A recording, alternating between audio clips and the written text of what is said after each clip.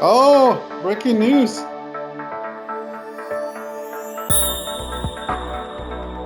In game real time, it's hard to make that bang bang call 100%. Hello, everyone, and welcome back to another episode of Saturday Sliders, your go to podcast for all things baseball. This week, we're bringing back our curtain calls of the week, diving into whether the Twins are the real deal this season. And of course, we've got your Jays and Giants updates. I'm Almar, and as always, I've got Armando here with me. Let's talk baseball. Well, let's go around the bases. Around the bases. Omar, we'll start with the biggest news of the week. Breaking news: Commissioner Rob Manfred has lifted Pete Rose and Joe Jackson, shoeless Joe Jackson, uh, from permanently eligible list. What is your recent thoughts about this? Uh, about this news? So it's been a long time coming for Pete Rose, the all-time MLB hits leader with 4,256 hits. Has been on the outside looking in for the decades here, Armando. 4 years, the door to Cooperstown has been slammed shut because of one thing: gambling. So betting on baseball games while managing the Cincinnati Reds in the late 80s led to a lifetime ban from the sport, and by extension the Hall of Fame. But now, after years of being left out, there's a potential shift on the horizon here. Yeah, well, this comes 7 months. This news comes after 7 months after his death. He passed away last September. So my question is why now, right? Like, obviously, I have my personal feelings like against the Hall of Fame, um, but this is not just Pete Rose. This is 17 total players who are eligible because of the death, right? So, uh, the reason is because, well, they're dead already. They have served their lifetime ban, right? And this is they committed the ultimate sin in baseball betting, right? So my thing is like, why now? Like, I just don't understand why now. That's the biggest thing. Obviously, Pete Rose, he was a he was a player. He says that he betted on baseball when he was a coach, not as a player, but there's records of him actually when he was actually a player coach in 1989, right? So there was proofs that he was betting. So that's very hard, but to me, like Rob Manfred can say whatever he wants. It's up to the Hall of Fame, and the Hall of Fame votes on integrity, sportsmanship, and character, and it's up to them. And we all know that baseball voters, Hall of Fame voters, they are guardians and they have taken offense over the years of certain players and they will not allow them. So this will be interested. But Pete Rose will be eligible in 2027. So he's not right away. So he has a couple 2 years. So we'll see what happens to that. Yeah, that's the thing though, Armando. Here, just because Pete Rose is potentially back on the ballot, it doesn't mean he's a shoe in. Like you Yeah. said, the scandal, the stain on his legacy, that some voters will never forgive, right? So Yeah, that's exactly. up to baseball writers of America. So we'll never know. We'll see if he gets voted in. I'm hopeful, but like you said, it might be a little too late for these players, right? Yeah, and I think for me, one more thing before we move on, I think, in my personal opinion, when baseball got into gambling with DraftKings and all this sporting apps, betting apps, Pete Rose should have been eligible at that time. Yeah, that's correct. Yeah. All right, well, let's go with our next topic. The Rockies and the Baltimore Orioles have let go of their managers. Brandon Hyde from the Orioles. What is your thought of these two recent moves? And this is the back-to-back week that managers have been fired. Yes, like we said last week, we are not supporters of firing of any managers or any any other position Yeah. players on the team. So when your team is underperforming, like the Rockies and the Orioles, the manager often takes the fall here, and that's exactly what's happening once again. But let's be real, this isn't just on the skipper Armando. This has been a rebuild gone wrong, and it's not solely due to the bad managing. When the front office refuses to spend money and fails to surround their young talent with the right support, success isn't just likely, it is impossible. So while the manager gets the axe, maybe it's time to start looking higher up on the chain command here, Armando. Oh, I agreed. I think for the Rockies, firing Bud Black after he won, he got fired after he won a game. That's just crazy. It's a tough business. He was there 6-33, and then he won the game and got fired. uh, uh, no, but I agree with the color for Bud Black. I think like okay, we have to look at the actually the higher ups there. Why is not the baseball operation personnel not being fired?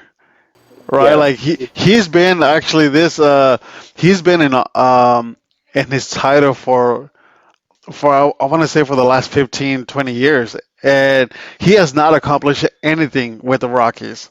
So maybe we should start looking there before we start making other moves, right? So I would have been, I think the owner should have stepped in because obviously this is not the general manager. The baseball operations put this team together. They do spend money. The Rockies do spend, but they spend it wrong. Why did you, Chris Bryan had like a 160 something contract for an aging player. Like it just makes no sense, right? So, but for the Warriors, it does make sense. Well, what last week I said when there's expectations, um, it's tough, right? You have a shorter list, and same thing like with the Pirates with all the young talent, and now with the Baltimore Warriors, they have a um, very young, talented roster, and for them to be this disappointing on the season, it's no excuses. yeah, So it makes they sense. were 101 win season, Yeah, winning team 2 years ago. So why the fall yes, off, right? yeah. Well, I think they also lost players, right? They lost Curtin Burns to the Arizona, so I think that he was the ace of that staff, right? That's So true. right, and they lost They some lost off. Santander. Yeah, so there's been some loss, and maybe those veteran presence was important for the young team. Yeah, like I said, you need to support your young guns. They didn't spend enough money this off season, so we're like when we were like covering the Orioles, it was like, what are they doing here? Exactly. So, anyways, that's interesting move. So we'll see. We'll see where they go. So, but I think it is important to say like what happened to the Chicago Cubs when they were like when the all baseball media was covering the White Sox, like they just keep losing and they didn't do anything until like 2/3 of the season. So I think if you want to spark or make some change, you have to make it early, or you might have the season just like you might be on the wrong end of history. That's true. Yeah. And so, anyways, let's go with our last topic around the bases. We have um, two players who have announced they're retiring. Matt Carpenter and Longoria have announced their retirements. How will you remember them? Matt Carpenter and Evan Longoria, two careers worth celebrating here, Armando. Carpenter, a World Series champion with the Cardinals in 2011, will forever be a fan favorite in St. Louis, known for his clutch hitting and relentless work ethic. Meanwhile, Longoria, a three-time Gold Glove winner at third base, set the standard for excellence in Tampa and remain a steady presence throughout his career. He played with your Giants too, right? So Yeah, both you do. leave behind legacies that remind us why we love this game, Armando. Yeah, to me, like I'm gonna Mac Carpenter. He was the dog, man. Like he battled the Giants and San Luis. Always had a rivalry against each other in the playoffs, and he battled like he's a very competitor. I love his game. So So I'm gonna remember his playoff stats, right? His games, clutch hitting, Yes. like you said, right? Evan Longoria, I'm gonna remember him. His early years in Tampa, right? He was the face of the league for a while, like right. He was kind of like the face of the new phase when when the old timers of baseball was kind of like getting older, like the baseball was getting fresh, and Longoria was one of those, right? So Yeah, the rookie of one I the remember year. him because he was tormenting our Jays. Yeah, so he was good. I loved it, and also like yeah, he came for the Giants for a little bit. Um, there's obviously he was an aging player and injuries, but he was a good sportsmanship. I loved it. Obviously, he came to the Giants when the Giants were trying to retool. Um, so we didn't see the. I think he. I'm not sure if he saw the playoffs. Well, maybe 1 year, but no, he did make the playoffs 1 year for the Giants, um, but he was a good like he made himself local and like he was very interacting with the fans. So like he was a good person off the Yeah. field. So Mhm. perfect. So that is it for around the bases. I do want to touch one thing. We have so just the new news that have come up. Phillies reliever Alvarado gets a 80 game PD ban. Um, and also Bueller will make his first start for the Red Sox on Tuesday. Oh, Walker Bueller, getting ready to join the Red Sox. That's huge Yeah, for yeah, Red Sox. They're hovering around 500. I believe they're all they're one game below 500 here. For Alvarado, I just saw that news come into Twitter. Not Twitter, to X, and 80 games 80 game suspension, and if the Phillies get through the playoffs, he's not eligible to play either. yeah, So exactly. that's big news for Phillies and Alvarado here. There's been plenty of suspension due to PEDs now, so I'm not sure if MLB is really cracking down on this. Yeah, and one more thing, it came out early in the week. Acuna from the Braves is scheduled to make his first start back after injury June 1st. That's the Yeah, target date. yeah, be safe out there, Acuna. Yeah. First game back. Just getting his foot down there after a major injury with the knee. So I'm hopeful that Acuna can make it back healthier this season. But be careful out there. Yeah. You don't want to get re-injured there. Well, he homered in his first game in his rehab start. So, but hopefully they're taking it slow, right? Like it's like they're targeting June 1st, right? We're still like three weeks away. So like so hopefully, but it's been Yeah, yeah, the DH spot here yeah, in the NL helps now the players that are coming back from injury. So maybe he can DH at times here and not play in the outfield for the Braves for maybe like half of the season. right. So perfect. Well, that is it for the around the bases. If you like this content, please follow, subscribe, like. It will help our channel out. Thank you. Well, let's go into curtain calls of the week. Curtain calls. And I'll start it. Um, my team of the week, I'm going with the Minnesota Twins, the hottest team in the majors right now. They have won 14 games in a row, 30 plus scoreless innings. After a very, very slow start to the season, I believe they were in last place at one point, but they have turned it around. I saw this team, they swept the Giants, and I saw part of it is their pitching rotations with Joe Ryan, um, and Bailey over, and your boy, my boy Pablo Lopez with his nasty changeup. Um, when you look at their stats, it's not impressive because of the slow start. But Joe Ryan with Nine starts of the season, five quality starts, 4-2 record, 52 innings. And I think the biggest thing is 63 strikeouts of the season with only six walks. That's impressive for Joe Ryan. Six walks in the season, so that's pretty impressive. Um, but also Pablo Lopez has turned it around. He also has 49 strikeouts. Like that's last year when I picked him for Cy Young Award is because he was on the top leaderboards of strikeouts. But he seems to have corrected his mechanics. But in batting, um, the big comeback is because Byron Buxton.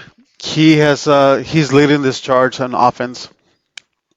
Yeah, great pick here, Armando. We were exchanging notes here, and you immediately grabbed them. You- we were just exchanging notes, and we are like, "Oh yeah, I'm, I'm taking the Twins." Okay, okay, okay. Yeah, but we knew that the AL Central would be a dogfight. We knew this, Yes. well, except for the White Sox, right? But yeah, Yeah. but we at the start of the season we thought the Detroit Tigers would be running with the division, and now boom, the Minnesota Twins come from Yeah. behind, winning 13 straight games right now at the time of the recording. So yeah, 33 scoreless innings. So that's big part of their winning success right now, and all their pitching staff are doing their job. So yeah, props Mhm. to you, Armando. That's a great pick. uh, and your team of the week? Okay, I'm doing this to you. I'm coming back with your changing up on me all the time here, Armando. For my curtain call team of the week, I'm going with the St. Louis Cardinals here, Armando. They weren't supposed to be this good, but they're playing some incredible baseball lately, going 9-1 in the last 10 games. It's not just one or two guys carrying the load; they're getting contributions up and down the lineup, and that's why the Cardinals are my team of the week here, Armando. Perfect. Hey, baseball's better when the Cardinals are doing better. That is true. Yeah. Hmm. All right, with my pitch of the week, I'm not going to change it up on you. I'm going with Jesus Luraso from the Philadelphia Phillies. One point he was drafted by the by your Oakland A's, and he was 4 years with the Marlins. But he has dealt with a lot of elbow injuries, and but he has found a home so far in Philly. He's having a healthy start. He's 4-1, no 4-1, no with the 2.0 ERA, 57 Ks. That is impressive for a young pitcher, especially after we're dealing with so many injuries, pretty much all his career. So Great pick here with Jesus Lusado here with the Phillies. He's a big part, huge part actually of this pitching staff for the Philadelphia Phillies. They're holding their own here in the Wild NL East with against the what you call this against the Mets and the Braves here. So yeah, they're gonna need everyone to exactly, hold on the fort here with the Phillies. Great pick here with Losado. perfect. So for my curtain call pitcher of the week here, Armando, I'm going with Hunter Brown of the Astros. He didn't get the win last Thursday against the Ranger, but he was dominant, going 8 innings, allowing just 3 hits and one earned run, which is the home run, while striking out 9. Brown is currently 6-2 this season with a stellar 1.43 ERA, and that is why he's my pitcher of the week here. I actually, because you sent your critical players of the week first, I was actually gonna go with them. So a good pick for you. Like, that was my first option. He's having a great season. Love it. So, Yeah, I don't know lo- where where the Astros are getting these pitchers. yeah. For my for my position player of the week, I'm going with Corbin Carroll of the Diamondbacks. I just saw him play a three-game series against the Giants. He just literally just destroyed the Giants. And before they were on they did a road trip with the Dodgers and then the Giants. And Curvo Burns, he loves the spotlight. He against the Giants, he had 3 home runs. He just literally just destroyed the Giants. The pitching staff had no answer for him, but also he has 55 hits on the season. He has 13 home runs. Batting just under the 300, 32 RBIs. He's having a great season. So a better Yeah, season because he was very slow uh, last season compared to his rookie season, right? So yeah, great pick here with Corbin Carroll here. Not Corbin Burns. yeah, Corbin Carroll. Corbin Carroll, the hitter, right? So, three home runs in the last seven games. He's tormenting a lot of pitchers this yeah. season. Like you said, you hate to face him. You hate to face him for us for a series, right, Armando? You probably is like get get him out of the ballpark right now if you're facing the Giants. So yeah, great pick here with Corbin Carroll. So for my position player of the week, Armando, I'm going with CJ Abrams of the Washington Nationals. Over his last 7 games, Abrams has been on a tear, going 9 for 29 with 2 home runs and a couple RBIs, all while maintaining a solid 300 batting average on the season. He's showing the kind of consistency and impact at the plate that the Nationals desperately need. And as a young player, he's proving he can be a cornerstone for this team moving forward. So keep an eye on Abrams.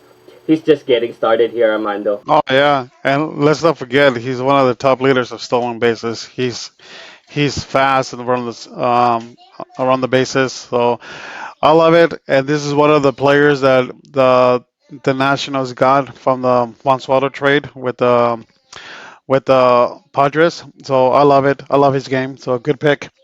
Yeah. I was gonna mention that he was one of the package that came back from that Juan Soto deal. So Nationals get a stud here. Yeah, perfect. Well, that is it for the curtain calls of the week. Let's get into our Jays and Giants updates. Giants, Blue Jays. Well, I started off with the Giants update, Omar. The biggest story of the last 2 days for the Giants, Wilmer Flores, your RBR leader of the 2 leagues, Wilmer Flores with 42 RBIs. When you think of RBI leaders, you think of Judge, you think of Otani, or uh, Bobby Jr. Nope, it's Wilmer Flores, a veteran player. Wilmer Flores, he has great career nights. On Friday nights against the A's, he had a career night, 8 RBIs in the season, in the game, 3 home runs with a grand slam on his first at bat.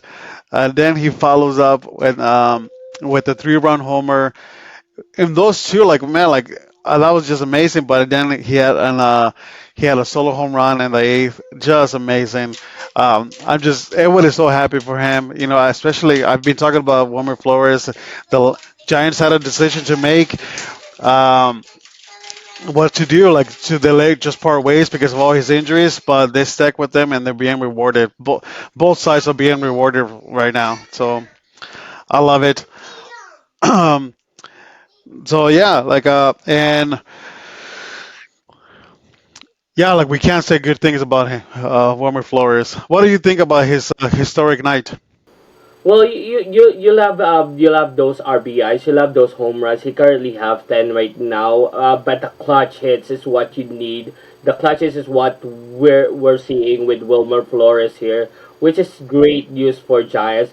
Was he the one? Was he the one who walked off last night with the Yeah, walk-off walk? I yeah, think he was. Yeah, yeah. That's what gave yeah. him the Wilmer Flores. RB. Like, yeah, You're stuck with we're on the Judge. topic. We're on the topic now. No, The greatest play in after baseball. Friday night's game, all game yesterday. Yesterday, the Ace pitching staff did not want to pitch with them. They were just he got a couple walks, including the walk off walk, but they did not want to pitch to him. They were afraid of him. So, Yeah, it was against Mason Miller. Like oh yeah, that's it even was better. 102. It was 100, 102 miles per hour. So it's like, Wilmer Flores was like, oh, laid off. Yeah, great for him. Like those are the kind of stuff we want to see with the players, not just like the home runs or the RBIs where you hit those home runs, those hits where you hit those the clutch hits is what we want to see from those players. And props to Wilmer Flores. He's found his game again. So Yeah. that's great news for the Giants moving forward. Yeah, so that's a good thing. Obviously, the Giants have won 2 games in a row. They have won the series against the A's. All week we were kind of the Giants fans and Giants media were talking about like what do we call this series now because it used to be the Bay Bridge series, which I've talked about it in the past. I have a lot of memories going to that series. So right now, I think the name that we're calling the I-80 series. That's the highway between San Francisco to go to Oakland. I mean to go to Sacramento. So it was exciting until I saw the A's logo. They have a patch that says Las Vegas Athletics, and I'm like, whoa, that was shocking. I was like, oh man, I hate this. Yeah, So they're promoting Vegas already. yeah, like I was like, holy cow, what's going on? I was So looking forward. I 80 right now. So What would you exciting. I 80 right now? What would you call them when they move to Vegas? We're gonna have to record, go to Vegas for that. We'll have the whole place serious in Vegas. Uh, anyways, but there, anyways, the Giants are finding their stride right now after 2 games, after really having back-to-back series. Um, they got swept by the for the Twins, and they lost 2 out of 3. They lost 2 out of 3 against the D-backs. Um, in those 6 games, it was well, I've been talking about it. It was evident like something needed to be changed. Um, after back-to-back series losses, Jordan Hicks, Lamont Wade, Matos was the biggest topics of those things because Jordan Hicks on those 2 starts against the Mets and the D-backs, he was just not really good, you know. So, and I've been talking about it, and Lamont Wade, I love Wade, but the Giants made it. There was rumors about like something's gonna change. Something has to change. Obviously, when you're winning, you can hide those things. But right now, when the little slump in the season, something had to make change. And yesterday they announced that Jordan Hicks is moving to the pen and Birdsong joining the pitching rotation. Um, so that's great. Obviously, the experiment with Hicks has has come to an end. But you never know with injuries, he might be out there. But I think he's just with Jordan Hicks is probably better in the rotation because he can just unload his arm, and because we saw that you saw him with the Cardinals and the Blue Jays, he can get up to 102 in his on his fastball coming off the pen, right? And you can't do that as a starting rotation every time, right? So you have to save yourself. So I think those are the biggest things. So, anyways, what's your thoughts about Jordan Hicks moving Well, to the it's pen? yeah, we were talking about this for a few weeks now, Armando, with Jordan Hicks. If he doesn't have it, then it's time for him for the Giants to move him back to the pen. It's the best option for the Giants here. You can with the Giants winning. Like I said, if you keep winning, then you can play around with Jordan Hicks. But if he doesn't have it for a couple of games, then he really doesn't have it, right? So that's a great move that's the best move for the Giants to make. Just move him in the pen, which he used to do it anyway. So hopefully he can help the Giants on the mid relief innings or maybe 7 8, but you have the 8 inning locked up already with your two closers there. But yeah, hopefully Jordan Hicks can find his game in the. Yeah. So yeah. So and he was according to the reports, he understood, he was a professional. He was a good sport about it. So I like it. So Jordan Hicks is. I love his personality. So he's a part of the team. So I love it. So and another things on those 6 games, back-to-back series losses. The other one was the closer. They're sticking with them, Ryan Walker as a closer, but he didn't pitch for a couple of games. I think I didn't see him because he blew some leads and loaded the bases, but he was working this week. He was working on his mechanics and his pitching. So he pitched last night. He kind of looks like he found something uh, because he looks stellar. He looks stellar. So hopefully he found his mechanics again. So Yeah, hopefully, like we were mentioning this a couple of weeks ago and last week as well that he's having troubles with blown saves. So hopefully he can find his game again and help your team. Yeah, thanks Armando for that Giants update here. There's couple things with your pitching there that's good. It's gonna get sorted out anyway. So yeah, hopefully those two pitchers get things rolling here for the Giants. yeah, Uh, and I think it was like we don't. We can't be losing. We already lost games against the Padres and the D-backs now. We have not faced the Dodgers yet, so we can't be sliding down, right? So things needed to be changed in order to keep up with the National League West. Here's your Blue Jays update here, Armando. Vladimir Guerrero Jr. is doing exactly what he was brought here to do, hitting bombs and rocking up hits. He's currently on pace for 32 home runs and 181 hits this season, but the problem is the rest of the lineup just isn't following suit. The Jays are hovering around the 500 mark, and even every time they get close to breaking through, they seem to fall right back with multiple losses.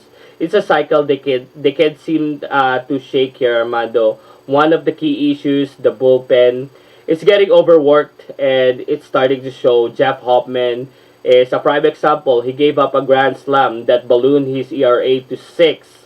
Manager John Snyder has even tried using Hoffman for 2 innings just to scrape out a win, and that's not exactly a Oh, that's tough. sustainable strategy, right? We've seen that before with how the Cubs used Aroldis Chapman, Chapman yeah. during their playoff run. It's just gonna hurt your the closer's arm here, and then there's this Anthony Santander situation. We've talked about this numerous times this season.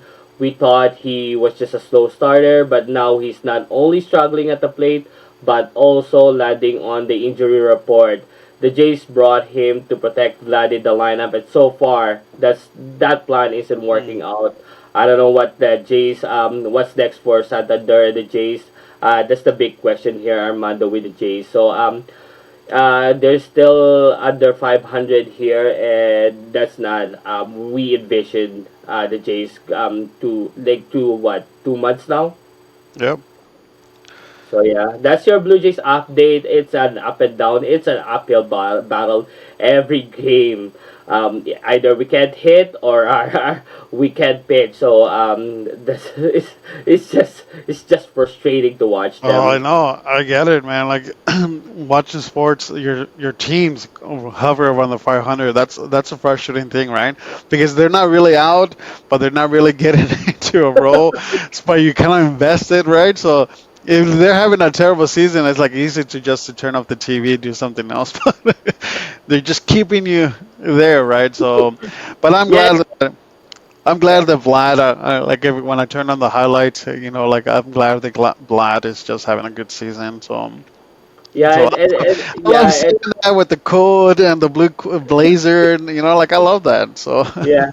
And I'm glad that Vlad is doing Vlad thing because after the signing that 500 million, everyone will be looking at you in the on the microscope, right? So I'm glad that he's doing his part here. Yeah. The problem is everything on the Jays, right? And it's sad because they're not out in the division. Everyone's under 500 except for the Yankees, but if the division's out there for the taking, like get on your horse. Like Hmm. let's get winning here, right? Yeah. But that's a big concern if the bullpen is already maxed out and it's only May, right? So um, yeah, hopefully the starters can have quality starts. Yeah, 5 innings, right? Yeah, that's the one issue again. I just want to point it out. Bowden Francis has surrendered the most home runs among all MLB starters. So after a stellar end of the year last year, he's struggling this year. So Yeah, I hopefully he think gets that's by this because year. Yeah. I think I mentioned it last week when they're doing that. That's a lot of pressure on the starting pitchers because they don't trust the defense behind them, right? So Yeah, it's a big part there. Yeah, because we are missing Jimenez there on second base. But luckily we have Varsho on center field, but still we're missing key parts on the defensive side here. So, yeah, that's one part of it. But yeah, if you're surrendering a lot of home runs, that's a major concern on my end. yeah, well, it's still early. Like the Twins, you can get hot and go on a streak. So hopefully the Jays can figure things out. Yeah, but we don't have Pablo Lopez. Yeah, and his changeup, I love it. I'm Yeah. telling you, his changeup is nasty. Well, that is it for this week. Saturday sliders. We'll see you back next week.